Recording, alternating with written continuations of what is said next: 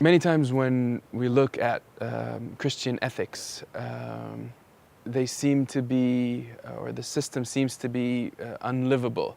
When you look at the Sermon on the Mount, for example, and many times when you look at Christian sexual ethics, for example, this whole concept of monogamy and no sex outside of marriage at all. Do you think that makes sense? Is this something that we can actually live by? Again, it's a very good question. A lot of our ethics is indirectly affected by what we believe will make us happy and fulfilled. And so the way in which we think, especially when we think in terms of values as opposed to morality, is, well, what do I need to be freed up to do in order to bring myself pleasure and fulfillment? Now, here's one of the interesting things in the Bible. The Bible doesn't question our desire for fulfillment. What the Bible does question is where that fulfillment is ultimately found. So in Isaiah 55, it very famously says, "Come to me, all of you who are thirsty, come buy without cost and without money. Why spend your labor on what doesn't satisfy? Why spend your gold on that which is bread?" Now, what God is questioning there is not, should we have a desire for satisfaction? He seems to be granting that. What he's questioning is, you're spending your time and your money on things that you think will satisfy you but won't. So he's not questioning the desire for satisfaction, he's questioning where is it ultimately found. Now, when it comes to sexual ethics, what we normally think is, well, the more we have, the more fulfilled we will be. But there's been a fair amount of research that seems to show actually that's not actually the case.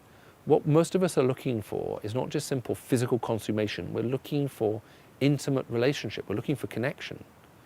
And in the absence of that connection, we can actually find ourselves chasing something, repeating a pattern of behavior, thinking it will eventually fulfill us when it can't. So we may end up actually damaging ourselves. I don't know what the situation is here like in Egypt, but I know recently in the UK and from other places around the world, there have been some quite interesting long-term studies about people's sexual behavior and activities that have become increasingly common since the 1960s onwards. And there's a growing body that seems to say, actually, promiscuity doesn't seem to be good for us, actually. These things don't seem to be healthy. They don't seem to be good for family. They don't seem to be good for us. So the challenge I think we have is we often desire things that we think are good at the time, but we don't realize what they're really like till we've paid the long-term price for it. And sometimes what we end up reaping isn't what we thought we were sowing into. We thought we were building a life that would deliver one thing, and actually now it's delivering something else. And that's the framework within which I see biblical ethics and teaching. It's saying, look, you may think this is harder, and you may actually think that if you live this way, you're going to miss out on life. But maybe the other part is true. Maybe by losing this part, maybe you'll actually gain what life is all about. But if you're doing this to try to gain life, maybe you're going to miss it altogether. And I think that's something that Jesus said, and therefore the question just isn't simply what should we do, the question is who can tell us reliably how we should live and why. And if Jesus Christ is who he said he is, and it's the case that he loves us and desires this relationship with us, then if that is the case, that he is both God and loving, then trusting him for his advice about how we should live is a matter of simple logic. If he's not neither of those things, then clearly we have to question him and think, well, why are you saying that? You don't care about me. Do you think taking one example other than sexual ethics, for example, when it says that if anyone hits you on the right cheek and you should give the left cheek, do you think that makes sense? Is that livable? Okay.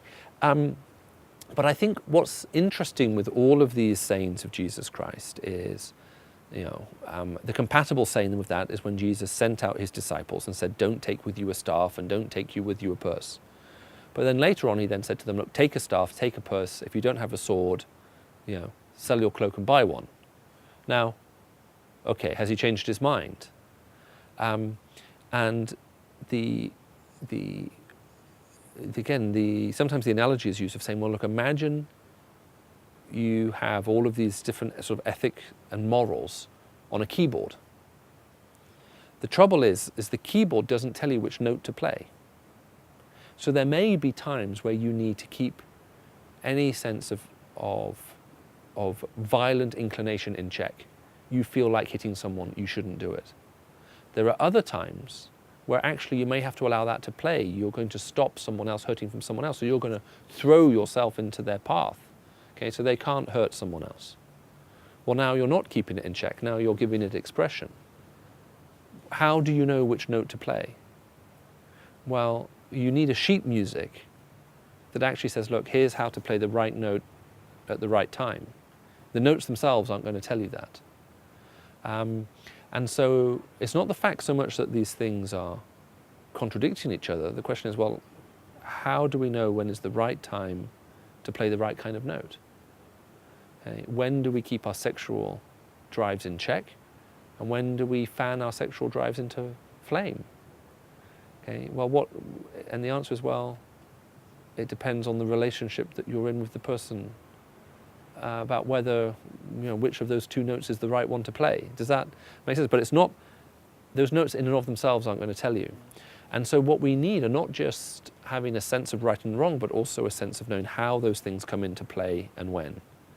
And again, that's partly what Jesus does. I mean, that's why Jesus is able to say, look, the basic sheet music is love the Lord your God with all your heart, with all your soul, with all your strength and all your mind. Love your neighbor as yourself. The whole thing can be summed up in that. Now that makes it simple. Now playing it in life is sometimes more complex than that. And that's when we need just more careful guidance. So I think it is eminently livable when we understand the bigger picture that it's in. There are absolutely times where that's exactly what we should do. We should turn the other cheek, where we shouldn't hit back. There are other times when we know that wouldn't be the right thing to do, and the question is, well, how do we discern between the two? And I think the Bible gives us some guidance there. Great, yeah. Thank you. You're welcome.